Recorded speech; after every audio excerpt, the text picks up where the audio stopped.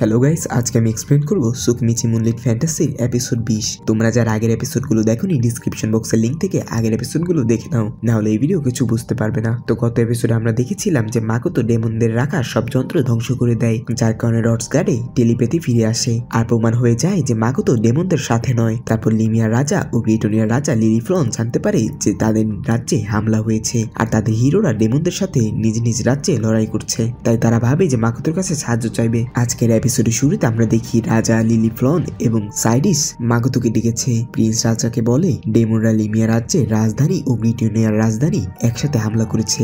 Lily বলে ডেমনরা আমাদের মনোযোগ সরাতে রডস গার্ডে মাউন্টেন্স দিয়ে হামলা করেছে যাতে আমাদের ওই দিকে নজর না যায়।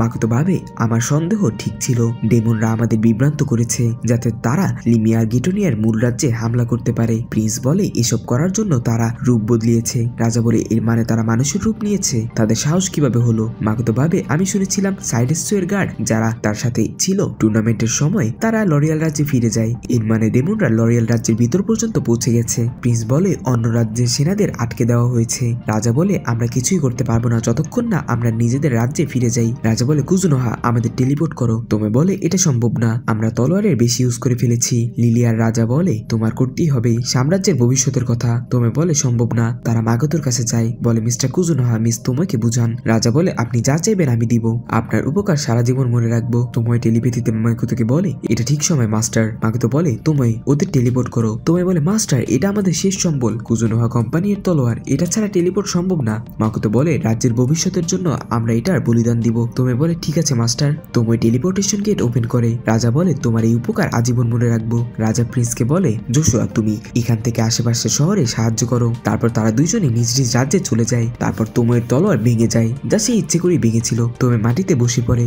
মাকোতো টেলিপ্যাথিতে বলে ওভার অ্যাক্টিং করো না তুমি বলো ওরা এত বোকা তাই ডেমনরা তাদের উপর খুব সহজে হামলা করতে পেরেছে। তারপর তোমায় দাঁড়িয়ে বলে আমাকে কিছুক্ষণ একলা থাকতে দাও, আমি এই শোক সামলাতে পারবো না। মাকোতো বলে নাটক ভালো ছিল তোমায়। তারপর তোমায় ডেমিফ্লেন ফিরে যায়। পরের দিশে মাকোতো ও শিকিকে দেখানো হয়। শিকি বলে মানুষরা ডেমনদের কম করে দেখছে। মাকোতো বলে মানে? শিকি বলে তাদের মতে ডেমনরা ডটসগার্ডে হামলা করেছে কারণ তারা মনোযোগ নিজ দেশ থেকে সরাতে চায়, কিন্তু তা না, রুনা শুধু গ্রিটোনিয়া রাজ্যে হামলা করার চেষ্টা করেছে। মাকোতো বলে এর মানে? শিকি বলে হ্যাঁ, তাদের আসল উদ্দেশ্য লিমিয়া রাজ্যের হিরো। মাকোতো বলে তারা গ্রিটোনিয়া রাজ্যের হিরোকে মারতে চায় না কেন? শিকি বলে গ্রিটোনিয়ার হিরোর কাছে হিপনোটাইজ করার ক্ষমতা আছে যার মাধ্যমে সে যে কাউকে গোলাম বানিয়ে নেয়। অপরদিকে লিমিয়া রাজ্যের হিরো তার আসল অস্ত্র তার আত্মবিশ্বাস, যা দেখে লোকেরা তার সাথে কাজ করতে আগ্রহী হয়, তাই সে ভবিষ্যতে বড় হুমকি হতে পারে। মাকোতো বলে আমার ওই হিরোদের সাথে তেমন কোনো ঝামেলা নেই, কিন্তু আমি তাদের সাহায্য করতে চাই, কিন্তু সবাই জানে আমাদের টেলিপোর্টেশন নষ্ট, তাই আমরা সেখানে যেতে পারবো না।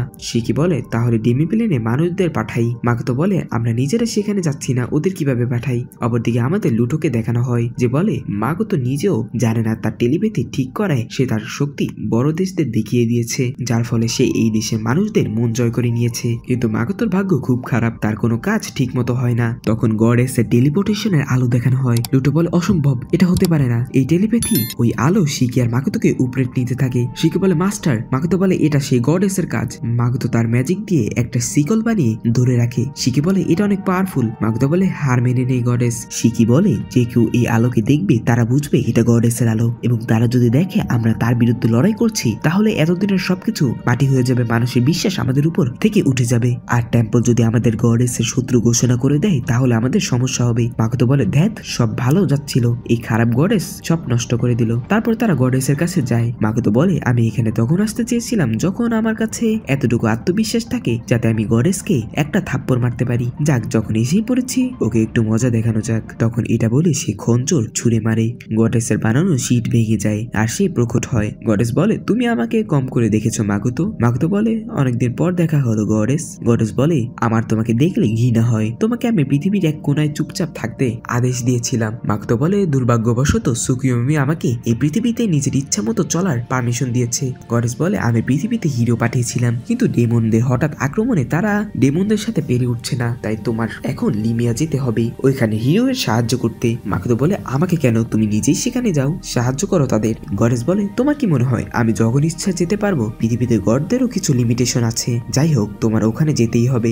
মাকোতো বলে ওর কথাই আমার মাথা গরম হচ্ছে। মাকোতো গডেসকে বলে আমি যদি সেখানে যাই তাও হতে পারে আমি ডেমনদের সঙ্গ দিব, মানুষদের না। গডেস বলে ডেমনদের সঙ্গ দেওয়ার তোমার কাছে কোনো কারণ নেই। মাকুতো বলে তোমার প্রতি রাগ ও ঘৃণাই সব থেকে বড় কারণ। কি মনে হয় ডেমনদের সাথে আমার ভালো বন্ধুত্ব হবে, তাই না গডেস? গডেস বলে তুমি অনেক বোকা, বেশি জিদ করলে তোমাকে শেষ করে দিব।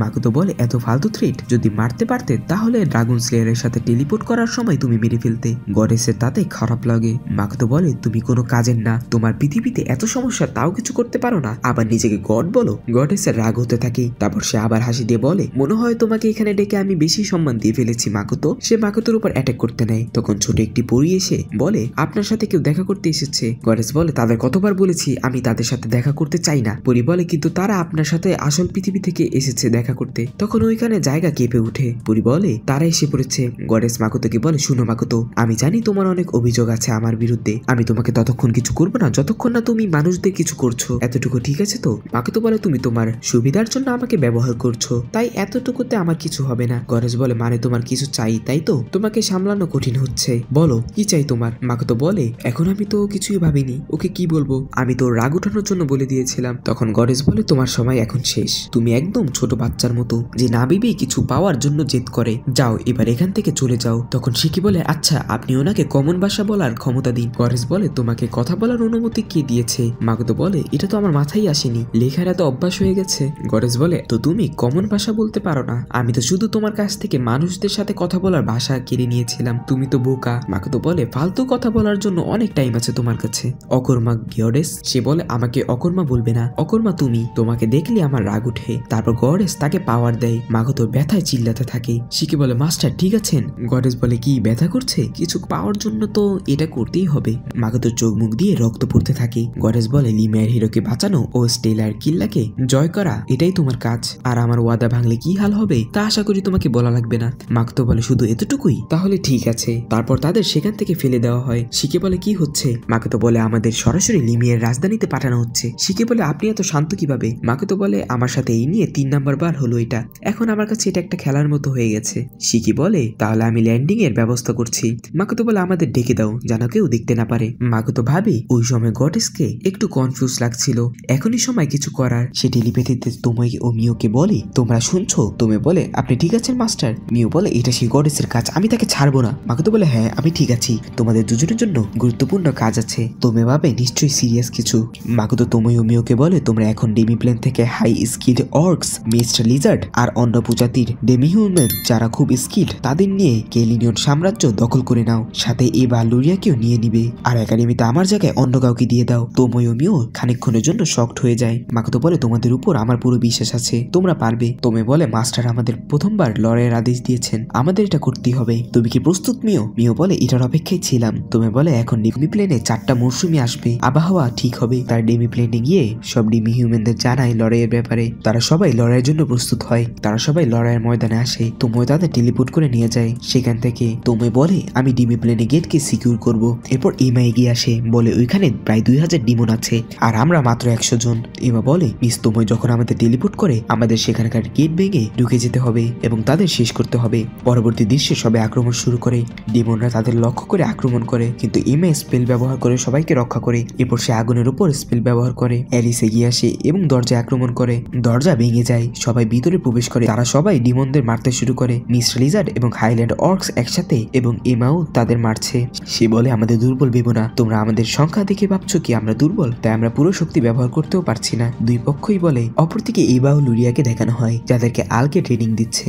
আলকে বলে তোমাদের এখানে বসতি কিভাবে করতে হয় তা আমরা শিখাবো, তোমাদের ট্রেনিং দেওয়াতে হবে। আলকে বলে শোনো তোমরা দুজনই হচ্ছে সেই হিরো যারা কেলিনিয়নকে পুনরায় অর্জন করেছো। সব নোবেল ফ্যামিলি ধ্বংস হয়ে গিয়েছিল, কিন্তু তোমরা দুজন কুজুনোহা ট্রেডিং কোম্পানির সঙ্গে মিলিত হয়ে কেলিনিয়ন সাম্রাজ্যকে আবার রিস্টোর করেছো। আলকে বলে আশা করি মাস্টার এমন কিছু কাহিনী সাজাবে, তাই তোমাদের স্কিল ডেভেলপ করতে হবে নেশনকে রিভাইভ করার জন্য।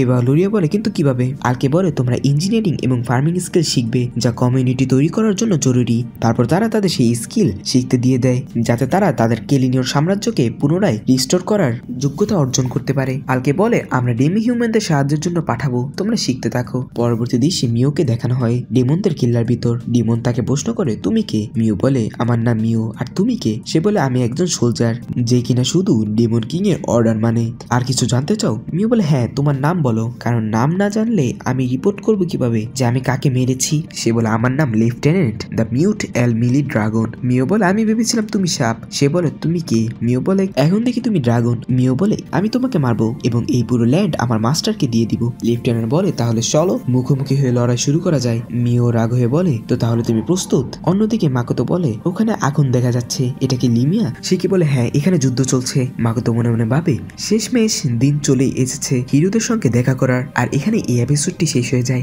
এপিসোডটি ভালো লাগলে লাইক দিও এবং পরের পর্বের জন্য কমেন্ট করবে। দেখা হবে পরের ভিডিওতে।